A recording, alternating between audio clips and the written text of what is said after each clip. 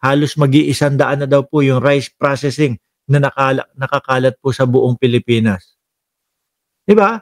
Paano nyo ngayon hihimukin ang taong bayan na pababain si Pangulong Bongbong Marcos? Kung ganyan yung nakikita namin lahat. Hindi na kinaya ni Virgie Badjola, good night na daw. Sabi ni opinyon ng Duka, bayaran ng 500 pesos, 1,000 tapos habang buhay ang kahihiyan. Di po ba? Ngayon mga kababayan, mga boss Chipamo sir, meron ditong ipinost si Ramon Tulfo. Si Ramon Tulfo na siya din ang nagsabi yung kay ano daw, yung sa isang mambabatas. Sa isang mambabatas daw mga boss Chipamo sir, na nagkasundo with Diskaya. Ito iba naman ito mga boss, no? Sabi dito ni Ramon Tulfo, here's an insider list of people the government is watching that are behind the reported current destabilization. Ayan, naglabas ng mga pangalan. Sabi dito, sa ibabaw si Jesus Palsis na kinasuhan ni Chis Escudero. Ramon Tulfo spilled a lot of tea. Imbestigahan at kasuhan na yang mga yan. The middle class and Metro Manila plus Luzon will never accept ouster of BBM just for Sara Lacuachera Duterte to be installed. Yan yung sinasabi ko sa inyo. Di ba, Ma'am Neng Gigi?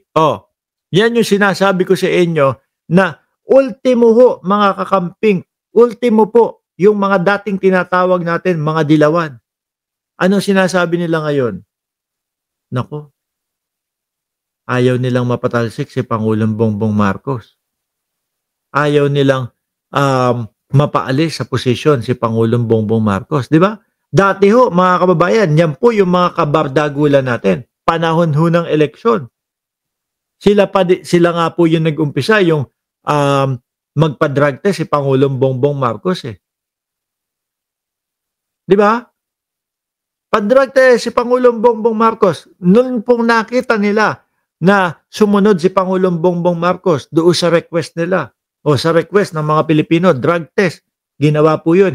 Sino ang nagpakita noon? Hawak-hawak ni Vic Rodriguez. Ito po yung resulta ni Bongbong Marcos. Nakatunayan po na hindi positibo ang ating Pangulo sa ipinagbabawal na gamot. Nung naging DDS si Panort. Yun, naki-drug test na rin. Samantalang 2 beses nagpa-drug test ang Pangulo nang nandun pa siya sa tabi niya. Di ba? Ano po ginawa ng mga kakamping? Wala. Huminto na sila. Dahil tinugon ng Pangulo, okay na. No, tahimik na kami. Pero yung mga DDS, wala tuloy-tuloy lang yan, mga bossing. No? Hanggat hindi po nila na ibabalik yung mga Duterte, ganyan lang po ang gagawin yan. Sabi ni Aquarius Bueno, nakakapagod ang intindihin ang mga DDS, paulit-ulit na lang. Pati nga mga komento niyan paulit-ulit din eto na daw po yung mga pangalan. No? Sabi ni, eto na daw po yung mga pangalan. Ramon Tulfo, here's an insider list, no, of people the government is watching that are behind the reported current destabilization. Nangunguna daw po yung kanina yatang nagsasalita na general na si Romeo Pocis. Ayan daw no? Ang tinitignan, minamatyagan, sinusubaybayan ng gobyerno na may mga planong destabilisasyon no? Romeo Pocis, Orly De Leon, hindi ko kilala to. Naku, si Magalong andyan din Benjamin Magalong.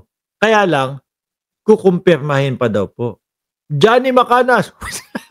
Si Tatam, Diyos ko, gusto lang naman kumita nito sa vlog na nasama pa dyan.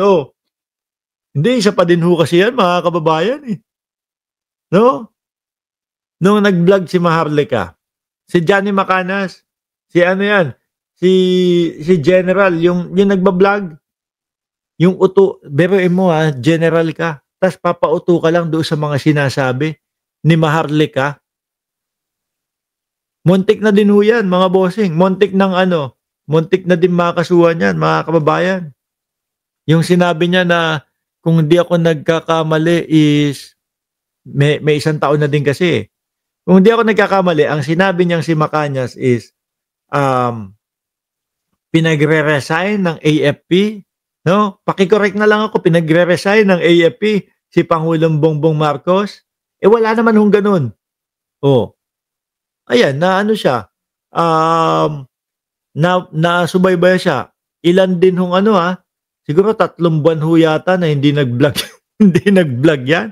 Oh, pang-ilan 'to, pang-5, Gerald Bantag. Aba, nasaan na kaya si Bantag ano? Kernel Lachica, naku eto yung sinasabi. Yung Kernel Lachica naman, yan yung sinasabi mga bossing Chipamuser na tumatanggap daw po o yung kumukuha nung confidential funds, no, kay Inday Sara Duterte. Kernel Leonardo, hindi ko kilala 'to. Si Kernel Metran, eto naman po si Metran mga bossing, yung laging kasama ni Dado na pagkalaki-laki ho ng tiyan, anak ng tinapang ano yan. Ano? Ayan. Ito naman si Dado, alam ko kilala niyo na 'to. Si Captain Dado, 'no? Ito yung mura ng mura sa kanyang vlog. Talagang ano, lagi sabi niya, "Pasugod, pasugod, pasugod." Puro gano'n ho. Si Dado, 'no? Nung nakasuhan naman 'to ni General Torre, mga boss Chipamo sir, ayun, nag-ice cream vlog na lang ho, mga bossing. Oh, Ferdinand Topacio, ay eto, isa pa 'to, mga kababayan. Eto po yung nagsabi na kapag daw ho si si Boying Remulla ang naging ombudsman, yari daw ho silang lahat, mga kababayan. Biruin mo mga kilala 'to, Vic Rodriguez. Alam naman natin si Vic Rodriguez, simula ho nung naging DDS yan, ganyan na ang lakaran niyan. Si Vic Rodriguez naman, pumunta pa yan doon sa New York kasama yung Mautog, 'no? Tapos meron po dun na parada. Kung di ako nagkakamali, yung parada na yun, mga bossing, is para po doon sa kalayaan ng Pilipinas parade, 'no? Isinali nila yung Mautog nila, tapos ang pinapalabas nila sa Pilipinas, ganun daw ho kadami yung kanilang Mautog. Sabi ni Aviator PH, "Boss, sabi ng Intel ni si Sir Jack daw, ayun naman, ang sama naman ng ugali ninyo, 'no? Ano naman may impormasyon yun, hindi na nga maintindihan yung inasabi. Ayun, ang sama namang ugali ninyo." Ang sabi pa, magpapaputol daw ng titi. Sabi ko, pingas na nga yung nguso, tapos papaputol pa lang titi. Ano ba naman yun? Sumunod! Sabi ko, pingas na nga yung nguso tapos papaputol pa ng titi kapag ka daw si Bato naisama doon sa ICC. Mamaya sunod natin si Bato sa ICC. Sumunod, Mike Defensor. Ayan.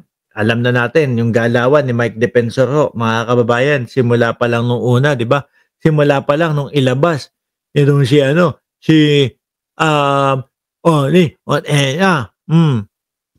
Ming Hing Hong. Sumunod, Chavit Singson. Kasi lagi siyang lagi na siyang nasa mga balita di ba? Nasasama siya doon sa mga conflict of interest. Dahil yung lugar nila, halos ang makakuha daw po ng mga proyekto nun sila Chavit Singson. Rodante Marcoleta, naku si Boss Tuque nandito. Kapag ka etong si Boss Tuque nakulong din, mga bossing, yari na. Nasunog na po yung 2K na pangako sa atin pababa. 2K pababa na kuryente, sagot niya, babayaran niya, wala na. Malabo na. Orlando Olamit at alias Monk, hindi ko nakilala tong dalawa. Possible financier daw ang mga financier daw mga bossing. Vice Presidente Sara Duterte, Congressman Pulong Duterte, at si Chavit Singson. Mabibigat po yan, madadaming mga pera yan. Di ba, JQ? Puro may topak. Duterte culture yan. Expect no less. Ang tanong, saan kaya mga ano yan? Si Pulong, saan kaya kinuha yung budget niyan? Yung kay Vice Presidente, saan kaya yung kinuha yung budget niyan? Ayan si Ramon Tulfo ang nagsasabi niyan, mga bossing. O ngayon, alisin ko ito.